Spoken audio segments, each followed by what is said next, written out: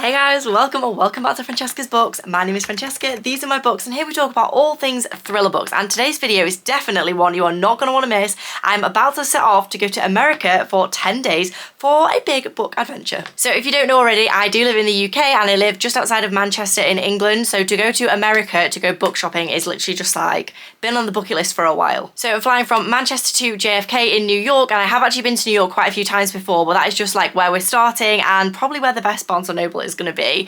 And then we're going to Washington DC, Chicago and Boston, and also going to Salem where all the witch trials happened as well while we're over there. So in this video I'm mainly going to be talking about the books that I'm reading at the time and the bookshops that I visit with their like locations and best picks, etc, etc, so you guys can check them out if you head over to the States as well. So the book that I'm currently reading is The Boyfriend by Frida McFadden, and I think I can probably get a good amount of this like read on the plane because it is about a 6.5 hour flight.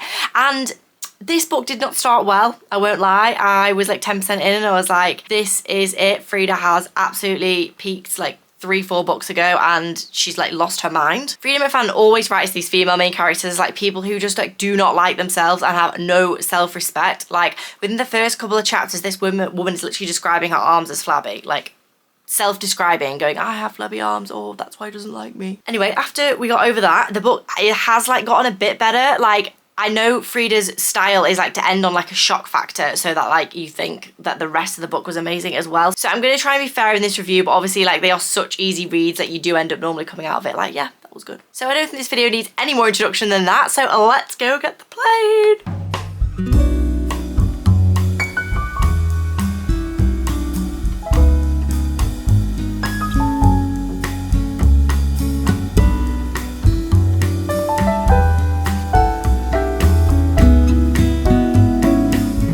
Molly, reading the book you got me. Oh, how's it so far? It's really good actually. I'm in a couple of pages in there. So my book of choice for the flight is The Boyfriend by Frida McFadden. This literally only came out last week, so this is very, very quick for me to read it. So I originally started on audio and absolutely hated the opening. I was like, I honestly don't think I'm able to finish this book. However, I've now switched to the Kindle edition and it is much, much better. I think it was just like the narration on it because I honestly nearly stopped reading. And in true Frida style, about 40% in, there has been a huge twist already. And that is just what I love about Frida books, is the fact that you just never know what's coming, do you? So I'm about halfway through. I'll keep you updated with what I think, and I think this is going to be one of my new favourites because, don't get me wrong, it's cringy, but it's kind of good cringy. I don't know. This kid is absolutely crazy. He's lost his mind.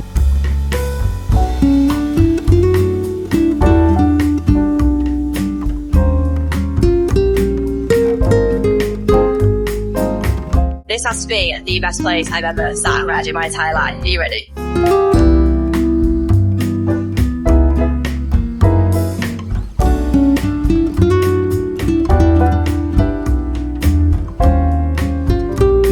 So I'm going to go to Target for the first time and see what books they have. I'm very interested to see the US covers and how different the actual like bookshops look.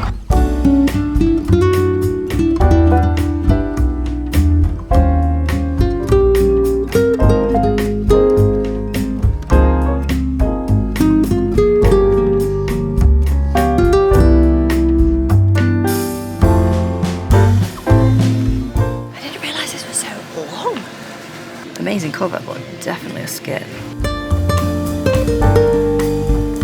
I feel like these books are really thin. Like the paper's like cheaper. So I've been doing some touristy stuff this morning and now I'm going to Barnes & Noble for the first time. Are you excited, Molly? So excited. So my expectation is that it's going to be quite similar to Waterstones. I think Barnes is like the American version of Waterstones, but either way, I'm very excited to see some of the US covers of some of my favourite books that I hate the UK version of. So let me show you.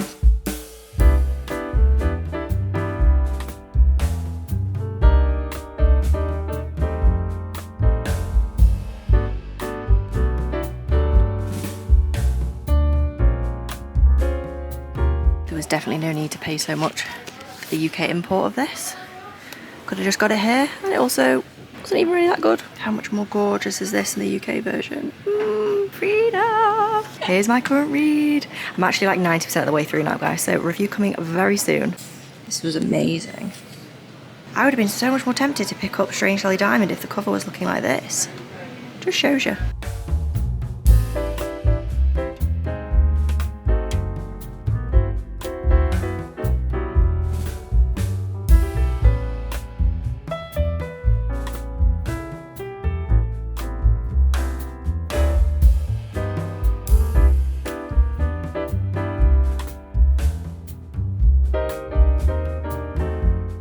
I really like this and would definitely pick this up with this cover, like quicker. One of my all-time favourites. I want this so bad. $30. How much more gorgeous is this than the UK version? This is the best day of my life. How cute are these? Just one more chapter. That's me. May as well have like a little look at the romance while I'm here. I mean, just a little one. Why is this so funny?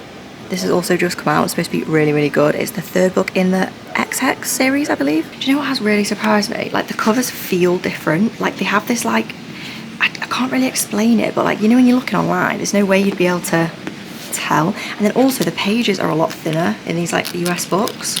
There's a lot of like dark romance just mixed in with like fluffy romance. I feel like it could be quite misleading. Like, I'm pretty sure these are quite dark, and these definitely dark, definitely spicy, and they're just kind of mixed in with just like some happy stuff. I really enjoyed this, but this is obviously the US version, but this is the one that I saw like everywhere online, and then I was looking for the complete wrong thing for so long. They also have Fantastic Land, which I've heard so much about, but I haven't actually been able to get in the UK, so that might have to be a purchase. I have all of Nat Cassidy's books, which are so hard, like basically impossible to get in the UK. Like, literally impossible. Also going to clear up some confusion right now. This is the same book as The Last Passenger, and it's my most common question across all platforms. That why does it have a different name in the US? And the answer is, I have no idea. I've heard quite a lot about this as well, actually. I'm not sure you can get this in the UK.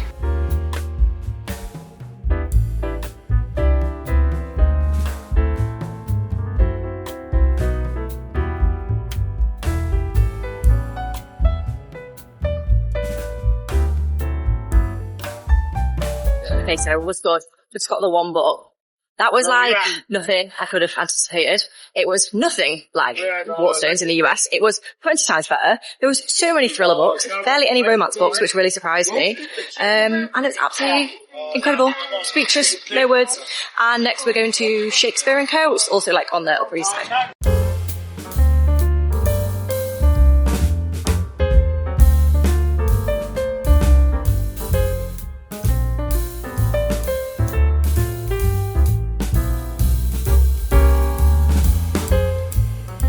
If you watch my spooky season vlog, you'll know I absolutely love this. Super, super underrated. And how gorgeous is this cover? And this Riley Sager cover too. Unreal. Look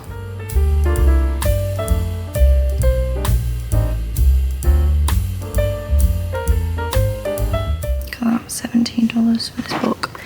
Less than 100 pages. So as expected, Barnes & Noble was incredible. Like, definitely exceeded my expectations, and I didn't even go to like the big one on 5th Avenue, went to the one on the Upper East Side, and then because I was already close, went to Shakespeare Co as well, and it was good, but just like not as good. I feel like Barnes had like a way better selection. But I will say, I do have a very much newfound appreciation for the price of books in the UK. Like, people do tell me this all the time, like I'm not oblivious to it, but I also just thought, well, like it can't be that bad. But honestly, bring back the works. Okay, let me show you my purchase. So this paperback that I got was $17, which works out maybe like 14, 15 quid.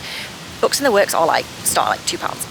Even like a full price paperback in the UK would never be more than a tenner, ever.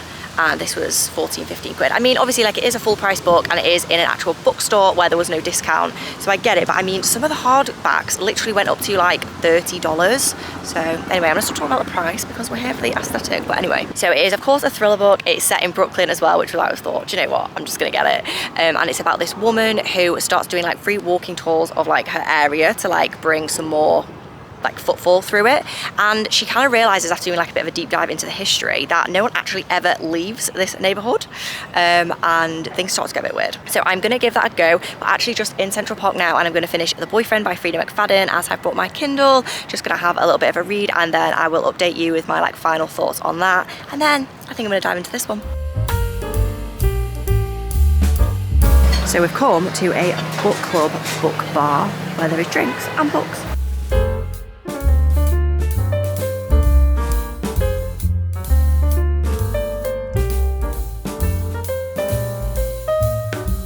Blind date with a book.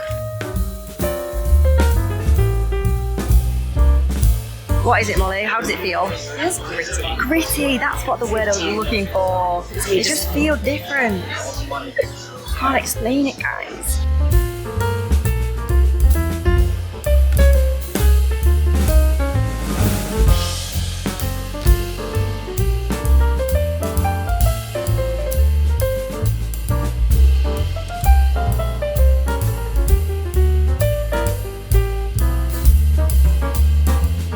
So next we're going to the Mysterious Bookshop, which is a thriller only bookshop in Lower Manhattan. I have very, very high hopes for this one.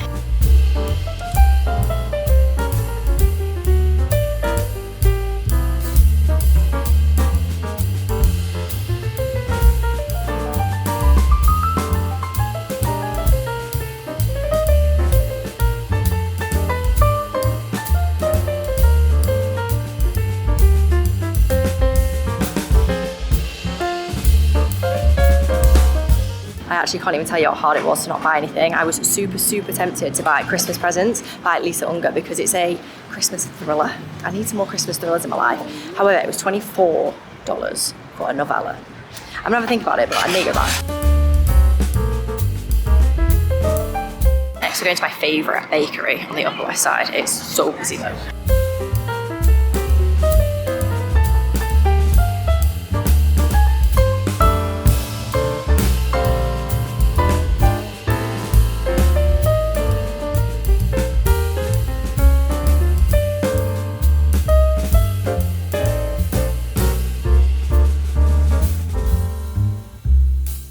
So last night we travelled to Washington DC, our second stop on the trip, and so far I haven't really read anything. I read a little bit on the train, but nothing heavy as we've had like such a busy few days, but we are now in Washington at the monument. So now we are in Georgetown and we're going to like this really cute secondhand bookshop, but also I'm gonna say it is so warm for October. Definitely was not expecting this weather. Amazing.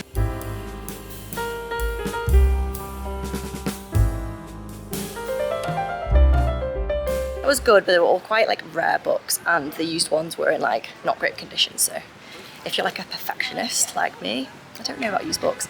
But also I finished The Boyfriend by Freida McFadden, and I will give you a proper review of that when I'm not like on the move, but I feel like the ending impressed me more than I thought it was going to. And I've also started my next read as well.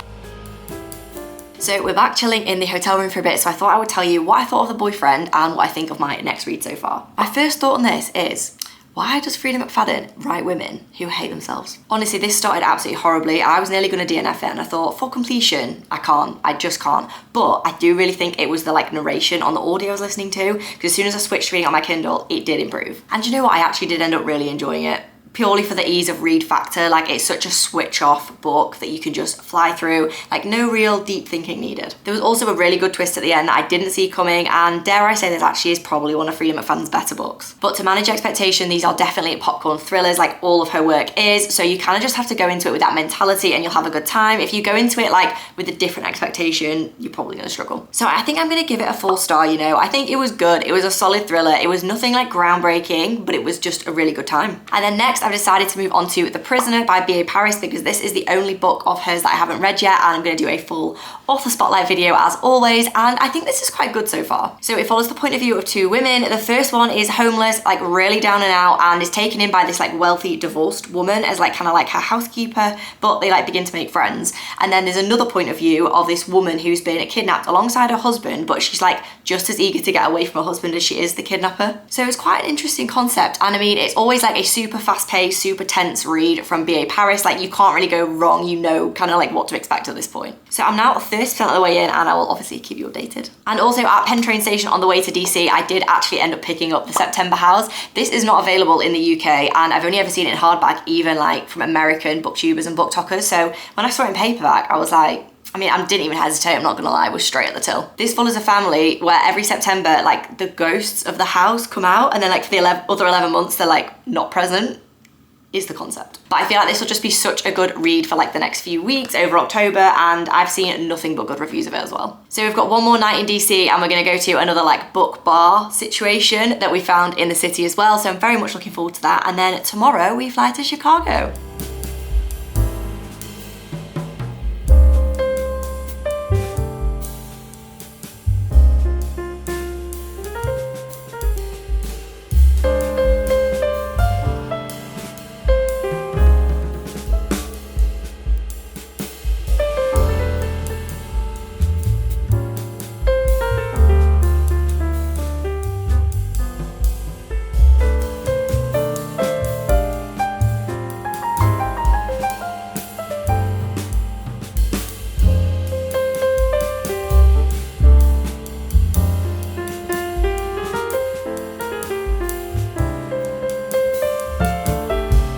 So we're now in Chicago, and we've come to a pumpkin jack-o'-lantern pop-up situation, but it's Halloween heaven.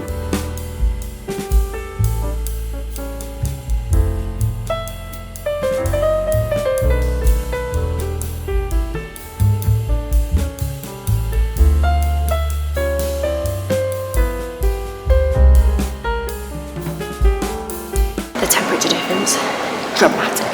I'm absolutely dying. However, I'm on the way to Barnes, so.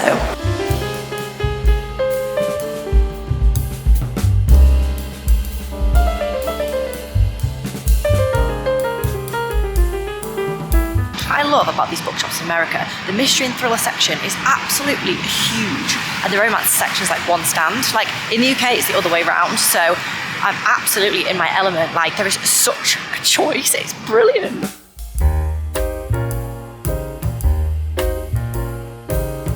So I finished The Prisoner by B.A. Paris, and I'm not sure how to feel about this one because I was like really dying to read it whilst reading the book. Like I was really itching to like keep reading, but then the plot twist almost like was rushed and over-explained at the same time. I'm just not sure how I feel about this ending. But the opening, intense. Also really enjoyed the dual point of view. I feel like for quite a while I was like unsure whether this was the same person speaking or not, and I feel like I love those kind of books because you're like, is there going to be a twist? Isn't there going to be a twist? Like, is this like a false sense of security? I feel like I always just need to set the expectation with like B.A. Paris books because they are like really quick, fun popcorn thrillers, but like they never really have that like wow factor. Like I like her as an author, but I don't love her as an author, if that makes sense. And also there was so much unaliving in this book. So much. So next up, I'm going to read The September House, which I of course picked up here and was just unbelievably excited to see in paperback. I don't know too much about this book apart from it is thriller horror about a family who live in a house, would you believe it? And every September they like see things around the house, so I imagine it's kind of like a paranormal thriller, but I'm gonna see as I go. I feel like it's the middle of October right now, so I need to read this soon or it's kind of like not gonna be like the right season for it anymore, so I'm gonna read this one next.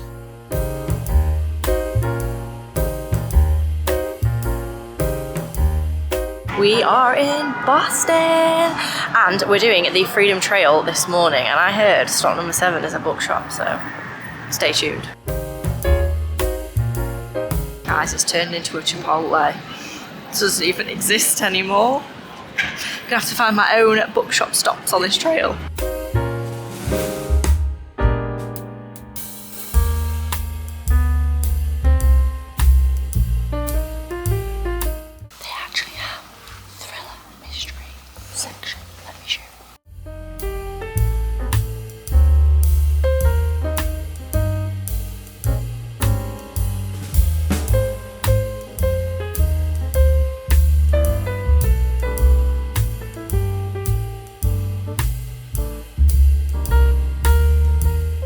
So we've just got the metro to Harvard, as in the Harvard, so I'm going to go check out their bookstore, of course.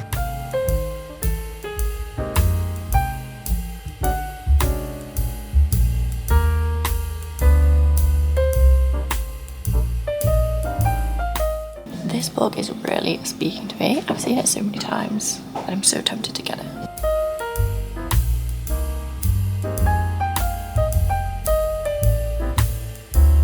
I've also noticed this author, super popular.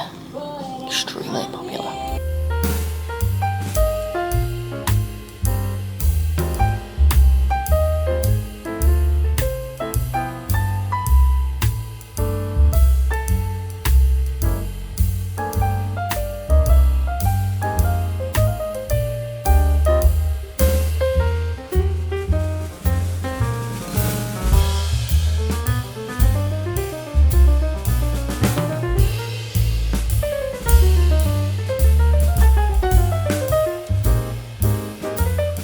I think out of all the bookshops that I've been to on this trip, that one has to be the most gorgeous, honestly. Just had everything, even had a cafe which I was going to go and sit and read in, but it was closed for an hour.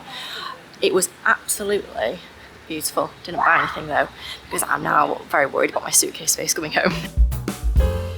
So today is arguably the best day of the trip. We are going to Salem, Massachusetts, aka the famous site of the witch trials in the 1600s. And this personally interests me, and also from like a thriller horror point of view, I've read quite a few books on this, so I am very, very excited. And for the train, I'm still reading The September House, which I am absolutely loving. This is like the perfect book to have picked up at this time of year. It is brilliant, the writing is beautiful, and I absolutely love the content as well. I actually can't even describe how happy I am that I managed to pick up a copy of this while I was in the US. Like, as soon as I finished The Prisoner, I was like, yeah, immediately reading this. Immediately.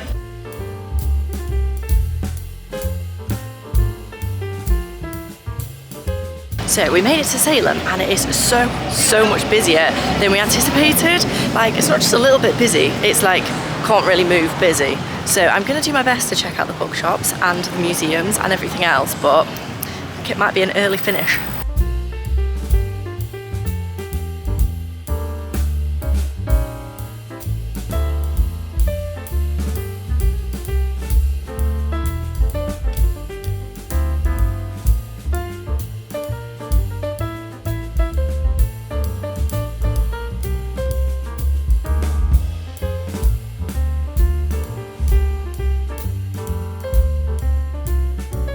Most beautiful cover, one of my favourite books, and look how tiny it is.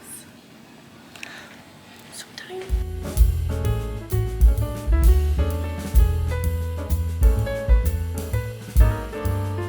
So we're at the airport, flying home, and the last 10 days have gone extremely quick. So we are laying over at JFK for quite a few hours. So I'm going to try and get a little bit more read, and then when I actually get home, I'm going to debrief on like my actual thoughts on all the bookshops, obviously all the books I read, and sign off.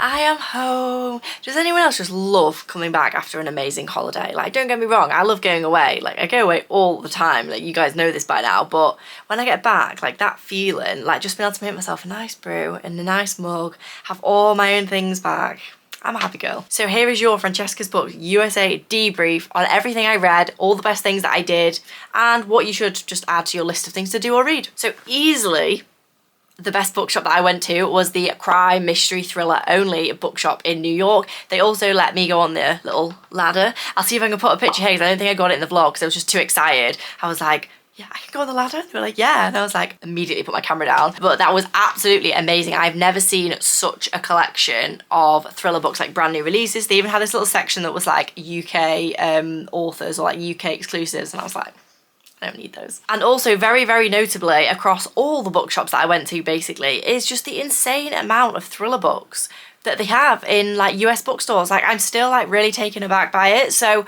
like, say out of 100 in the UK, you've got maybe like genuinely 70% romance and fantasy, and there's just like this other bit.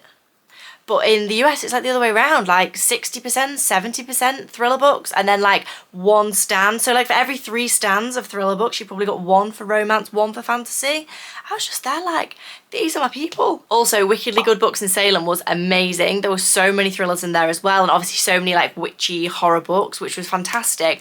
But because of the time of year that I went to Salem, it was very tourist heavy, which is fine. I like to be expected, but there was obviously a lot of like non-readers, just like tourists, like browsing people in the shop. So you did have to like queue for a couple of minutes to get in. And then when I got in there, everybody was just kind of like, browsing. I didn't really see many people buying things, so I couldn't really like get in to properly look, which was a shame, but it was really good nevertheless. And then for the books that I read whilst I was away, first up we have The Boyfriend by Freida McFadden. So I ended up giving this 4-star. I don't know, I think maybe it is more like a 3.5. I'm gonna go with 3.5/4. Okay, it was good, it was cringy, but it was good. And it did have that shock factor that I anticipated it having. And I just feel like the only reason I'm rating this down is the simplicity of like Freida McFadden's writing, which I don't know is a big enough reason to knock a book down more than a 3.5/4. It was basic, but it was good. It was entertaining. Like, it's a popcorn thriller. Like, that is what this author does. So I liked it. Then secondly, I read The Prisoner by B.A. Paris, which I was very, very excited to read as I've now finished their backlist. So stay tuned for a B.A. Paris wrap-up video. I ended up giving this 4-star, and I think that is really fair. It started off like with a bang, really, really good. The dual point of view was really, really good. Definitely enjoyed that. I don't think I can rate it higher than a 4-star though, because although I had an amazing time with it, the ending didn't really wrap up really at all. I mean, it did. It was like one of those situations where the ending was like kind of like rushed, but also like super over explained at the same time. I don't know, I have mixed feelings on this ending, and also it's kind of positioned like a hostage story, and that probably lasts maybe like 25% of the book, so I think maybe it was my expectation a little bit with this one as well. And then I read The Cinnamon Bun Bookstore. So this is the second book in the Pumpkin Spice Cafe series, and I just really needed like a good palate cleanser, and since I'd read the first book, I thought, let's give this one a go, honestly, because the first book set up this second book really, really nicely. Like, I knew the characters in this book, and they'd already kind of been flirting a little bit in the first book, so I thought, go on then. I read this in 24 hours and actually really, really enjoyed it. Like, don't get me wrong, this book is basic. It's super basic, it's super insta-love. It's like a perfect palate cleanser, but there really isn't that many more deeper issues in this book, and I found that with the first one as well. So I gave the first one a 3.5, but I'm going to give this one a 3 because I enjoyed the storyline of the other book more. It was a little bit more relatable, like a little bit more real life. This one just followed our female main character, who was getting these like little notes in some of the books in her books in the bookshop to like go and like have more fun and like more adventure, and I'm kind of a bit like there in New York, like trying to live my best life, like I should be doing this. So these two are basically just dating like casually, right? So they're both saying, yeah, I want casual, yeah, I want fun, and they both just don't mean it, and I'm just like, that is just incredibly frustrating. So anyway, this is a 3. And then finally, I finished The September House on the plane on the way back and loved this book. The writing in this book was honestly so incredible that I feel like going back through and like highlighting some of my favourite passages, and I never ever get the impulse to do that, like annotate a book ever, but this writing style, amazing. I'm definitely going to check out more by this author because not only was the story good, but yeah, the writing was fantastic. I've said that like 4 times. So to caveat, this is a horror story. It is about a haunted house, and the ghosts, or not ghosts, we don't know, only come out in September. So it follows this woman who's like, am I going crazy? I thought this was going to err more on the side of horror. Don't get me wrong, still a horror book, definitely, but there was more like thriller elements. So like her daughter comes to the house after the dad goes missing, and she's like, Mom, like, what the hell is actually going on here? And kind of goes from there. There's like a few police involved. Like, it was good. I can't really say a letter more than that, honestly, without ruining it, but I absolutely loved it and gave it 5 stars. So those are the books that I read while I was in the US. I'm quite impressed that I managed to get through 4. I mean, I know I was there 10 days, but also we were so busy. Like, we did so much while we were there that yeah, I'm kind of impressed myself, honestly. I feel like traveling between the countries was what gave me time. The countries? Traveling between the cities and the states is what gave me time to like actually like get some reading done, because obviously I was still editing my content for you guys and trying to be present on all my social platforms as well. So yes, it was a challenge. So I hope you loved coming to the US with me. I had so much fun filming this vlog, and I will definitely be doing it if I go any more book shopping holiday trips as well. So I cannot wait to see you again soon.